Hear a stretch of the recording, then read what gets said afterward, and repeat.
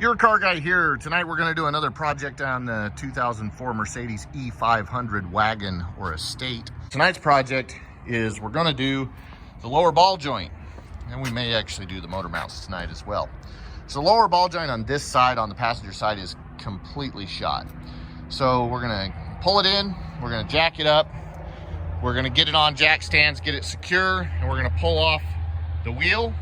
We're going to do both sides, but I'll show you one side. It's the same process on either side. And it should be a pretty quick, pretty easy job to get done. So we'll get started.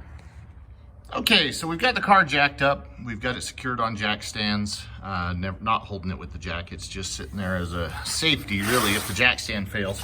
So I'm using a 13/16 wrench on the top nut of this ball joint. Note that there is an Allen slot if this decides to turn. But we're just gonna break loose, take off this nut here. Once we get that nut off, we can strike with a hammer here on the side to get the ball joint to pop loose as it comes down. Now it's still gonna be held into the spindle. There's a nut here on the back we'll remove. And you can see this ball joint, see all that rust color? That thing is in terrible condition. And the nut is not even completely tight on the back. Almost as if somebody did this before or had the spindle off for some reason and didn't put it back on right. Don't think that's a factory issue. I think that's going to be a definitely an installation issue. So we'll get these bolts out. I'll get them out on both ends before I strike it, but we'll get this top one first. You'll see we got our top nut off. Now we're just going to take off the back nut. So that was a 13/16 or a 21 millimeter. This back one is a 22 millimeter. So we'll get that off. And this one's probably gonna fight it coming out a little bit because I can see this is bent here. I'm not sure how all that happened, but it looks to me like there was probably some sort of poor installation, but you can see the boot's gone and we've just got that's covered in rust. So I'll get this nut off. We'll strike here, and that will knock this out. It'll pop out as we strike with our hammer there, and you're gonna have to hit it pretty good.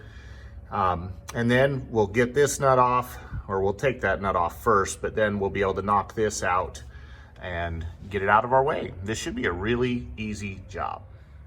Now, because the strut assembly is actually pushing this lower control arm down, and I need to have room for this to have tension to let it release, I'm using the jack to push up the control arm, not enough to lift the vehicle, but just to get some of the pressure off so this has room to come down as we strike to knock it loose.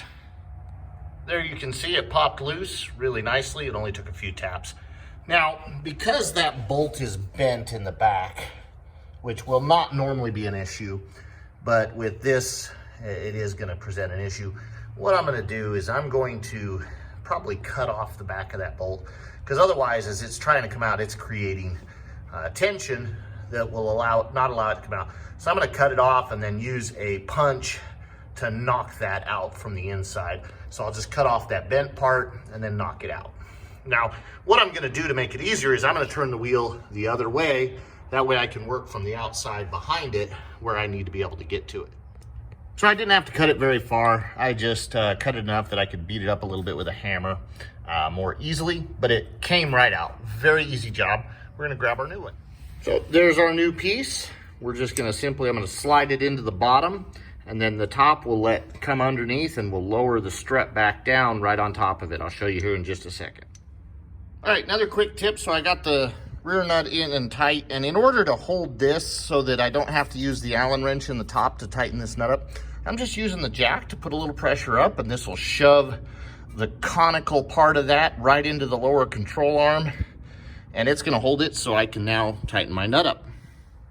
And there you have it. This is by far the easiest lower ball joints on any vehicle I've ever done in my career. So first time doing them on a Mercedes, and I'll be honest, very easy job. I would expect no more than 30 minutes per side unless you run into just major complications, but it's very simple. There's nothing in your way, and you can do this job yourself with just some minor tools. So this is your car guy. Please like and share the video and subscribe to the channel.